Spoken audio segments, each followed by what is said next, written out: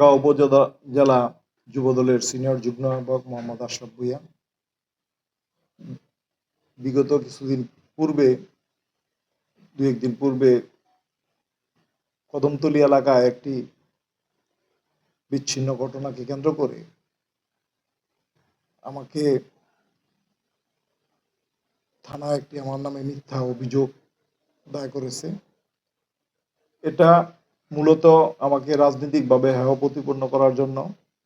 এই ঘটনার সাথে আমি কোনো সম্পৃক্ত না এবং ছিলামও না।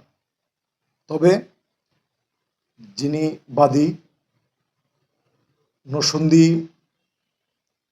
উপজেলা 5 জনার মিজান চেয়ারম্যানের, সে আওয়ামী লীগের দোসর পার্টনার, এবং আরেকজন আছে আউয়াল, যে মেকিং মাস্টার, সে হলো তারাব পৌরসভা যুবলীগের সদস্য, এবং জামপুর ইউনিয়নের শহীদুল্লাহ মেম্বার আওয়ামী লীগের।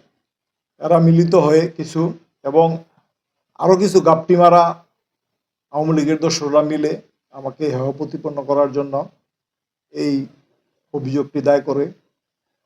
এবং আমার সাথে সাথে আমার কিছু দলীয় ভাই ব্রাদার এবং ছাত্র দলের অত্যন্ত স্নেহভাজন এবং ক্লিন ইমেজের একটি ছেলে আব্দুর রহিম, ওকেও তারা এই অভিযোগে আনে। এখানে যে জামপুর ইউনিয়নের কিছু ভূমিদস্যুরা আছে, সাধারণ নিরীহ মানুষদের জায়গা সম্পত্তি জোর করে দখল করে রাখছে। এটা আওয়ামী লীগের আমল থেকে এখন খোলস পাল্টিয়ে আবার বিএনপির সাথে অ্যাড হওয়ার চেষ্টা করতেছে। বিভিন্ন জায়গায় তারা টাকা পয়সা দিয়ে সাধারণ মানুষের জায়গা সম্পত্তিগুলা আগেই দখল করে রাখছে। এগুলা কিছুদিন গাপটি মেরে রয়েছে, এখন আবার তারা দখলের পায়তারা চালাচ্ছে।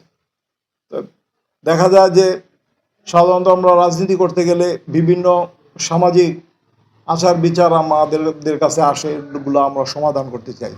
তো সমাধান করতে গিয়ে কারো চোখের খারাপ হয়ে যায়, এবং তারা ভিন্ন পন্থায় আমাদের বিরুদ্ধে প্রতিশোধ নেওয়ার জন্য এই থানায় এই অভিযোগটা আমাদের নামে করেছে। তবে আপনাদের মাধ্যমে আমি বলতে চাই, আপনারা সঠিকভাবে এটা তদন্ত করুন, দেখেন আসলে এখানে প্রকৃত কি ঘটনা ঘটেছে। সাজানো নাটক, একটা ফাঁদ। এই ফাঁদ করে আমাকে এবং আমার দলকে হেয় প্রতিপন্ন করার জন্যই এই কাজটা তারা করেছে। এই ঘটনার তীব্র নিন্দা ও প্রতিবাদ জানাই। অবিলম্বে এই অভিযোগ প্রত্যাহার করার জন্য দাবি জানাচ্ছি, এবং তার পাশাপাশি এই সঠিক তদন্তের মাধ্যমে দোষীদেরকে শাস্তির আওতায় আনা হোক।